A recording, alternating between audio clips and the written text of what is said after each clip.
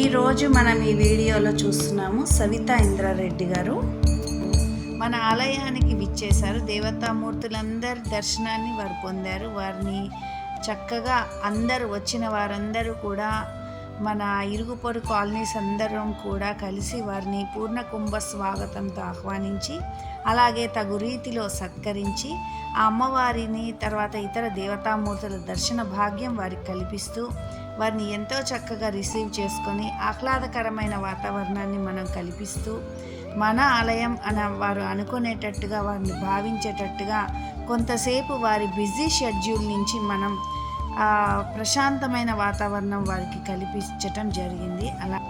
అలాగే LB Nagar DCP గారు ప్రవీణ్ కుమార్ గారు కూడా సతీ సమేతంగా వారిని ఆహ్వానించటం జరిగింది. మన ఆహ్వానం మేరకు వారు విచ్చేసి దేవతామూర్తుల దర్శనాన్ని వారు చేసుకోవటం జరిగింది. దానికి కూడా అందరూ కూడా వాతావరణాన్ని చక్కగా సహకరించి ఎంతో సహనంతో వేచి ఉండి వారికి దర్శన భాగ్యం కల్పించి వారికి ఆతిథ్యం ఇచ్చి అందరూ కూడా కలిసి ఆనందంగా వారిని పంపించారు.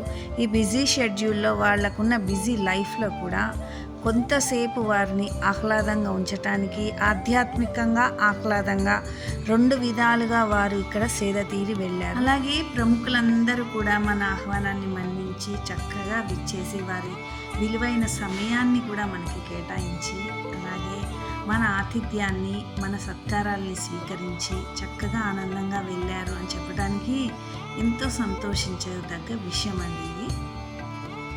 అనుకున్నట్టుగానే ప్రతి ప్రోగ్రాము ప్రతి కార్యక్రమం ప్రతి పూజ అంత కష్టమైన పూజలైనా సరే టైంకి జరిపించి శ్రద్ధగా ఆ పూజలన్నీ కూడా చేసిన పంతులు గారు కూడా చక్కగా పూజ చేశారు. ప్రతి కార్యక్రమం కూడా ఇలా సమయానికి అందంగా దేనికి లోటు లేకుండా అన్నీ సక్రమంగా జరిగాయి అంటే దాని వెనుక కూడా కమిటీ సభ్యుల కృషి ఎంతో ఉందండి. అలా చేసిన ప్రతి సభ్యుడికి కూడా గుడి తరఫున కమిటీ తరఫున ధన్యవాదాలు తెలియజేస్తున్నాము. ఈ 2 రోజుల వార్షికోత్సవాలు కూడా ఎంతో ఘనంగా చక్కగా జరిగాయి. అలాగే ప్రతి సంవత్సరం కూడా ఈ వార్షికోత్సవాలు ఇలాగే ఘనంగా జరిపించాలని కమిటీ వారు తలచారు. అలాగే అందరి సహాయ సహకారాలు కూడా అవసరం కాబట్టి అందరూ కూడా చక్కగా ఇలాగే ప్రతి సంవత్సరం కూడా గుడికి వచ్చి సేవల్లో పాల్గొనాలని చెప్పి గుడి తరఫున అందరం కమిటీ తరఫున కోరుతూ ఉన్నాము.